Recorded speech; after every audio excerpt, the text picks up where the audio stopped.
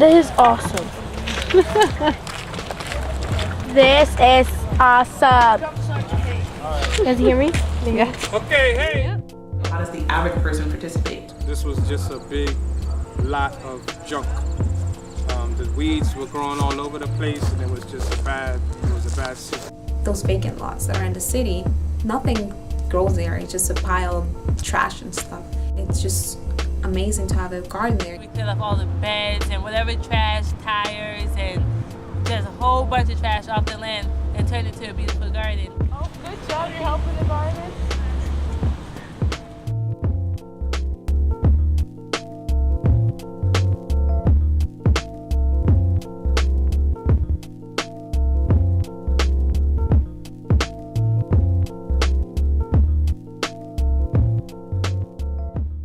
Gardening the Community was founded in 2002 as a project of NOFA, the New England Organic Farming Association, the Massachusetts chapter.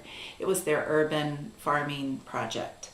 And Ruby Maddox Fisher is the founder, of course. GTC has been 9 years old. And I had worked with another community youth program in Springfield, and then there was a woman who came to me from NOFA and was like, I'm looking to start GTC, or start this program. There was no name. We started off as a program to promote gardening, but at the same time we try to promote healthy eating and being active with the kids. I think one of the things that our gardens do is that they become a symbol of the kind of change that's possible in a neighborhood or in a community. I know it's very powerful for the youth themselves to plant seeds and watch them grow. I am proud of a lot of things. I think we're like a family. I love spending time with them. This is my 7th year. I started when I was 13. Just a little girl. I love going to the garden, and I'm just proud of them. I think the person who I am now, they contributed. GTC helped me to be who I am now. So I'm proud of many things. I'm very proud of GTC and saying that I'm a GTC junior staff. Are we empowering the youth? Are we, empowering the community? Are we, bringing access? And, how does that translate into, other issues of like social justice? It must feel good to be able to, as a young kid, 6th grade or 7th grade, grow some food and bring it home to their family.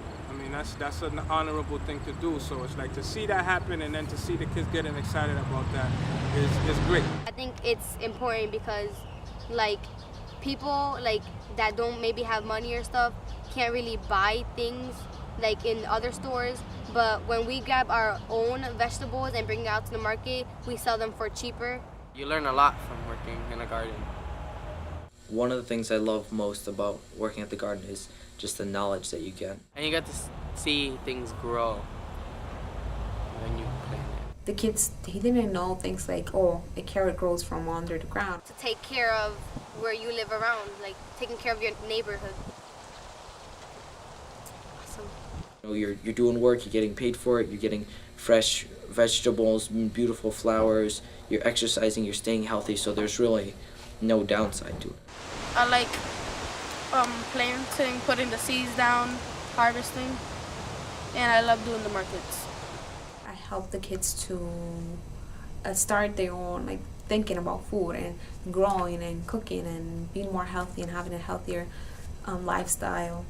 And last year it was amazing to see the kids, how impressed they were, to see a plant growing or just to pick up the food and harvest, and then after they get to eat it and cook, and it was just amazing to see them, and they were happy, and it was good. It felt good. I really like how we bike everywhere and stuff, because that's our trademark now. A lot of people know us for biking and cutting down the use of fossil fuels.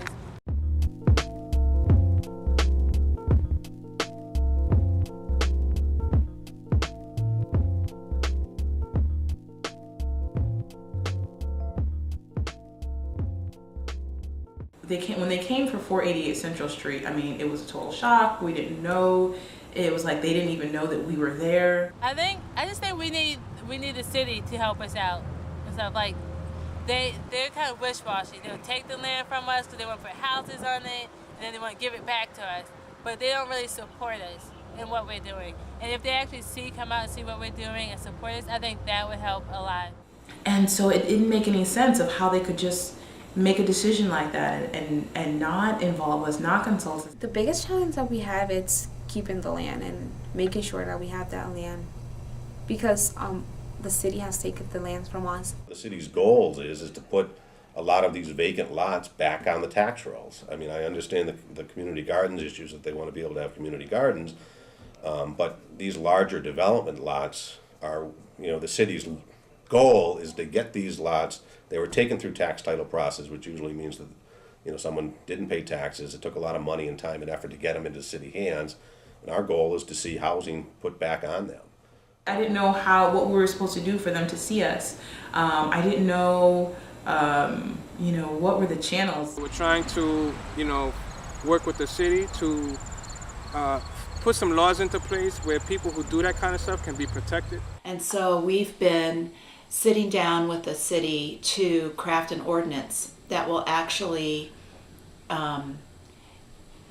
address all of the city's concerns and also hopefully support residents that want to organize gardens and grow food. And we'll also support gardening the community in that effort. Right now, the kind of haphazard about where they're allowed, how you do them, what I'm working with the Food Policy Council as part of that is to come up with a kind of a set of guidelines that says, if you want to do a community garden, here's what you have to do. I mean, one of the things that I don't think are taken into consideration with community gardens a lot is it's a lot more than just throwing a shovel in the ground and digging. It would also address the issues of maintenance of them, of taxes, of kind of neighbor.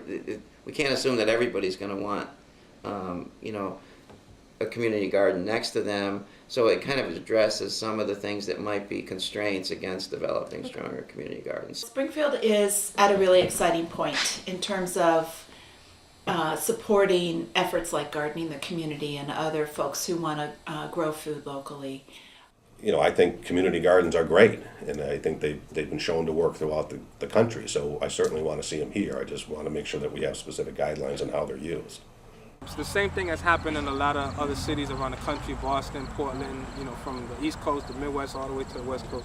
There's a lot of communities that have garden ordinances, so we're just trying to, kind of take the best practices from all of those cities and incorporate that here in Springfield. I feel like there is a lesson to be learned here. And this is what I meant earlier by that translates into other urban systems. There's definitely a movement afoot. Gardening the community is one project, is one group here in Springfield, but part of a broader movement for food justice, for changing our very food system and addressing racial health disparities and other kinds of inequities in our community. So by doing the work that we do locally, because we're connected to this broader movement, we inspire change in other communities. It grew a lot. A lot more people know about us. Even the neighbors down the street, they get more involved. I see it really growing. A lot of people, not just in Springfield, but around the area and other cities, they know about us. It was just small program, just one small plot, and then we got another plot, but it was still just a small group of kids. And now looking at it, we're going to different markets. We have 2 markets. We're selling to 2 different local restaurants. And so I see it's a big difference from what the little program used to be and to what it has transformed to now, which is good. Hopefully it will get bigger and be more widespread. I would like to see this, what we're doing here, be able to employ more youth. We have such potential to impact more youth, to have a bigger impact in the neighborhoods where we're present, and to grow lots more food. Everyone sitting down and having these big dreams about what can happen in a community like this that's been so kind of looked down upon for so long is what makes this work worthwhile. I think it can get really big, even if it's not from our organization, other people working in their backyards. It can get really big because it just takes a simple seed to plant. Expand into more gardens, more farming, more kids that can be employed, keep them out of the street. It's important at its very core. It's about something that's essential to all of us: food and how we get our food, and fueling our most basic needs. There's an intangible role we play in the community that's really important. how can we become a healthier, more beautiful, hopeful community? I think all you have to do is look at our lots to know that it's possible. And our youth are such powerful embodiment of the kind of change that is possible when people in a community come together. Ready? Oh, for young woman, and so much beautiful girls.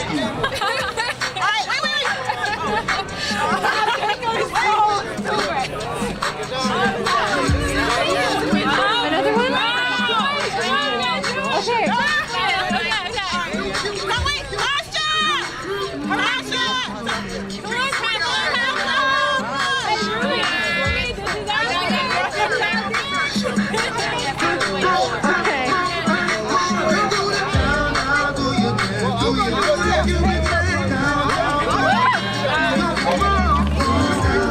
You know what? I'm thinking that these pumpkins, people painted them and then they're gone.